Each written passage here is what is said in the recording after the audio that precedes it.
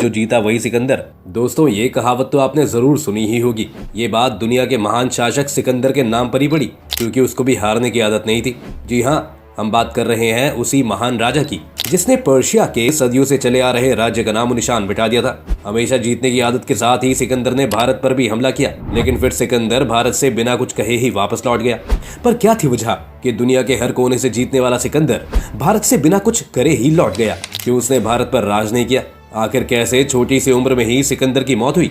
चलिए जानते हैं हमारी आज की इस वीडियो में महान सिकंदर की गाथा। सिकंदर का जन्म 365 ईसी पूर्व यानी कि 365 BCE मैसेडोनिया के पेला शहर में हुआ था। सिकंदर मैसेडोनिया के राजा फिलिप का बेटा था। सिकंदर के पैदा होते वक्त ही मैसेडोनिया के लोग उसे भगवान का बच्चा मानने लगे थे। आपको बता दें कि जब सिकंदर पैदा हुआ था तब उस समय ग्रीस का बच्चा पर्शिया से बदला लेना चाहता था, क्योंकि सिकंदर के जन्म से कई साल पहले 429 BCE पर्शियन एम्पायर, जिसे आज हम ईरान के नाम से जानते हैं, वहाँ के राजा डेरियस ने ग्रीस की कैपिटल एथेंस पर हमला करके वहाँ पर काफी तबाही मचाई थी। और बस तब से ग्रीस का बच्चा पर्शियन एम्पायर से नफरत करता था, और इसी नफरत के साथ पैदा हुआ था सिकंदर। सिकंदर राजा का बेटा था, इसलिए हर राजा की तरह सिकंदर के पिता भी उसको एक काबिल राजा बनाना चाहते थे। इसलिए फिलिप ने उस वक्त सिकंदर को अच्छी से अच्छी ट्रेनिंग दिलवाई।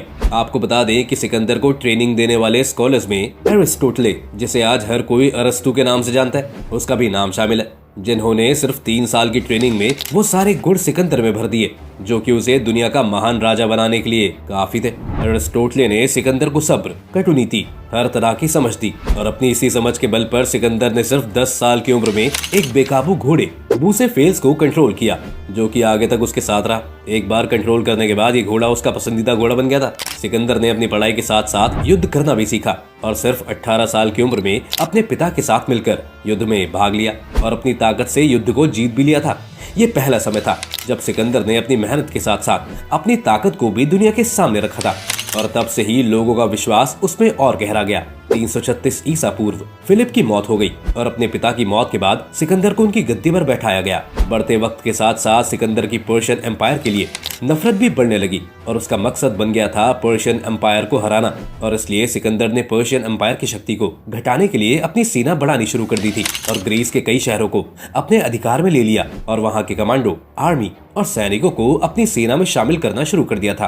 Battle of ग्रेनिसस। राजा बनने के कुछ समय बाद ही सिकंदर ने पहली बार पर्शिया यानी कि ईरान के दक्षिणी भाग पर हमला बोल दिया था। इस युद्ध में सिकंदर के साथ बहुत छोटी सेना थी, लेकिन ईरानियों की सेना सिकंदर की सेना के मुकाबले कई गुना ज्यादा बड़ी थी। लेकिन फिर भी सिकंदर ने अपनी सूझबूझ और अरस्तु की सिखाई नीतियों के मुताबिक ये युद्ध जीत लिया, और इतिहास के पन्नों में ये बैटल ऑफ ग्रेनिसस के नाम से अमर हो गया। हालांकि ये युद्ध सिकंदर ने जीत लिया था, लेकिन सिकंदर चाहता था कि उसने जिन लोगों को जीता है वो लोग उसे राजा माने। इसलिए सिकंदर ने वहाँ के गवर्नर और छोटे छोटे कबीले के लोगों को अपने हिसाब से काम करने की आजादी दी, जिससे वो बहुत खुश हुए। और इस तरह सिकंदर ने युद्ध के साथ साथ वहाँ के लोगों के मन में भी घर कर लिया। इस तरह दिल जीतने की कूटनीति की वजह से सिकंदर ने पर्शिया के दक्षिणी हिस्सों को मैसेडोनिया के कंट्रोल में ले लिया था। धीरे धीरे सिकंदर ने एशिया के कई हिस्सों पर अपना कब्जा कर लिया, और कुछ छोटी रियासतों ने खुद ही उसके सामने घुटने टेक दिए। Battle of ISIS. हालांकि सिकंदर को लगातार लोगों का साथ और लोगों का प्यार मिल रहा था, लेकिन उसका असली मकसद तो पर्शिया को मिटाना था। इसलिए उसने अपनी सेना को और मजबूत करके ईरान पर हमला किया। इस बार सिकंदर की सेना पर्शिया की सेना के लिए काफी मजबूत साबित हुई। इस वॉर को उस समय डेरियस III ने लीड किया था। ये वॉर साउथ तुर्की के पुराने शहर ईसस में लड़ा गया था। दोनों ही सेना की तरफ से ये काफी बड़ा स्ट्रॉन्ग वॉर था, लेकिन फिर भी सिकंदर की सेना और उसकी रणनीतियों के आगे डेरियस III और उसकी सेना टिक नहीं पाई, और डेरियस अपनी सेना के साथ भाग खड़ा हुआ। आपको बता दें कि इतिहास में इस युद्ध को बैटल ऑफ इसिस के नाम से भी जगह मिली है। Battle of Gaugamela. इस वॉर के खत्म होने के बाद दोनों ही राजा अपनी अपनी सेनाओं को और ज्यादा ताकतवर बनाते रहे। हालांकि डेरियस उस समय मैदान छोड़कर भाग गया था, लेकिन फिर भी वापस युद्ध लड़ने की तैयारी करने लगा, और फिर इन दोनों में हुआ आखिरी युद्ध, जिसे कि बैटल ऑफ गाउगामेला कहा गया। इस युद्ध में डेरियस III के मुकाबले सिकंदर की सेना बहुत कम थी। जहां सिकंदर की सेना में बस 47,000 थे, वहीं डेरियस की सेना में 1 लाख से भी ज्यादा सैनिक थे। लेकिन इस युद्ध में भी सिकंदर ने डेरियस III की सेना को चकमा दे दिया, और इस युद्ध में डेरियस III की हार हुई। इस युद्ध के बाद सिकंदर ने दुनिया के सबसे बड़े साम्राज्य को खत्म कर दिया, और सिर्फ 25 साल की उम्र में वो एक महान शासक बन गया। ये वो वक्त था जब हर कोई सिकंदर के सामने घुटने टेक रहा था। वहीं सिकंदर की भी दुनिया को जीतने की ख्वाहिश बढ़ती जा रही थी, और इसलिए सिकंदर ने रुख किया इंडिया की ओर। जी हाँ, पूरी दुनिया को जीतने का सपना देखते हुए सिकंदर इंडिया की तरफ बढ़ा। इंडिया पर नजर रखते हुए सिकंदर अफगानिस्तान के रास्ते से इंडिया की तरफ बढ़ने लगा। आपको बता दें कि 326 बीसी में उसने इंडिया की तरफ अपना रुख किया था।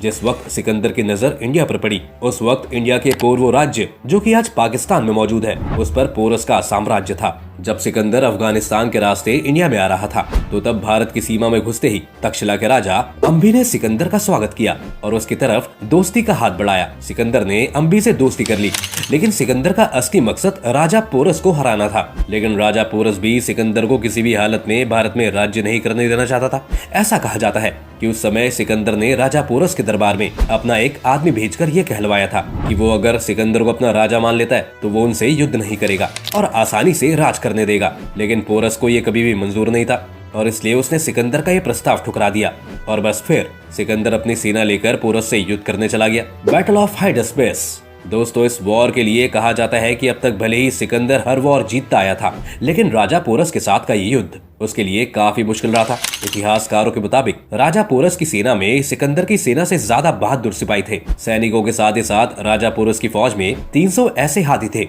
जिन्होंने सिकंदर की सेना को बहुत परेशान किया, क्योंकि आज से पहले कभी सिकंदर की सेना ने हाथियों से युद्ध नहीं किया था। लेकिन फिर भी सिकंदर ने हर तरह की स्थिति में युद्ध लड़ने की ट्रेनिंग ली हुई थी, इसलिए उसने बहुत जल्द ही हाथियों से भी मुकाबला करा। इतिहासकारों के मुताबिक राजा पोरस की सेना को सिकंदर ने उतना परेशान नहीं किया जितना कि उनके हाथियों ने किया।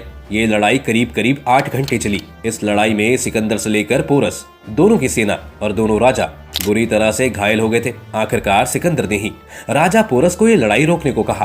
पहले तो पोरस ने ये लड़ाई नहीं रोकी, लेकिन फिर बाद में ये लड़ाई रोक दी गई। हालांकि इस युद्ध का कोई परिणाम नहीं निकला, लेकिन कुछ लोग मानते हैं कि इस युद्ध को सिकंदर ने जीता था, लेकिन उसने राज्य पोरस को ही सौंप दिया था। वहीं कुछ इतिहासकार मानते हैं कि इस युद्ध के बाद पोरस और सिकंदर में दोस्ती हो गई थी, क्योंकि सिकंदर पोरस के आत्मविश्वास और उनकी चतुराई से काफी ज्यादा खुश हुआ था। जबकि कुछ इतिहासकार मानते हैं कि इस युद्ध में किसी की भी जीत नहीं हुई, लेकिन इस युद्ध में सिकंदर का घोड़ा बुसेफेल्स मारा गया था, जिससे वो बहुत ज्यादा दुखी हो गया था। दोस्तों, हैरानी की बात यह है कि जिस राजा ने दुनिया को अपनी मुट्ठी में किया और हर जगह को जीता, उसकी मौत सिर्फ 32 साल की उम्र में ही हो गई। दरअसल 323 ईसी पूर्व में बेबीलोन के इलाके में पहुंचने के बाद अचानक उसकी एक बीमारी से मौत हो गई थी। कुछ इतिहासकारों का मानना है कि उनकी मौत का कारण उनके घावों में होने वाले इन्फेक्शन था और कुछ का मानना है कि उनकी मृत्यु मलेरिया की वजह से हुई थी। इस तरह से दुनिया का महान शासक बहुत ही कम उम्र में दुनिया से चला गया। लेकिन दोस्तों, आज भी सिकंदर को याद किया जाता है। आज भी दुनिया के कई देशों में उसकी काबिलियत की कहानियां सुनाई जाती हैं। यहाँ तक कि भारत में भी जो जीता वही सिकंदर जो कहावत है, उसमें भी सिकंदर का ही जिक्र किया जाता है। अगर सिर्फ कम उम्र में ही सिकंदर की मौत ना हुई होती तो आज दुनिया का नक्शा कुछ और होता। दोस्तों, क्या लगता है आपको कि अगर उस समय सिकंदर वापस नहीं लौटता या फिर सिकंदर और पोरस में दोस्ती नहीं हुई होती तो क्या आज सिकंदर का राज भारत में भी होता? हमें अपने विचार हमारे कमेंट सेक्शन में जरूर बताएं। अगर आपको ये वीडियो पसंद आई हो तो वीडियो को लाइक और शेयर जरूर करें। साथ ही अगर आप चैनल पर नए हैं तो इसे सब्सक्राइब करना और बेल आइकन दबाना बिल्कुल ना भूलें।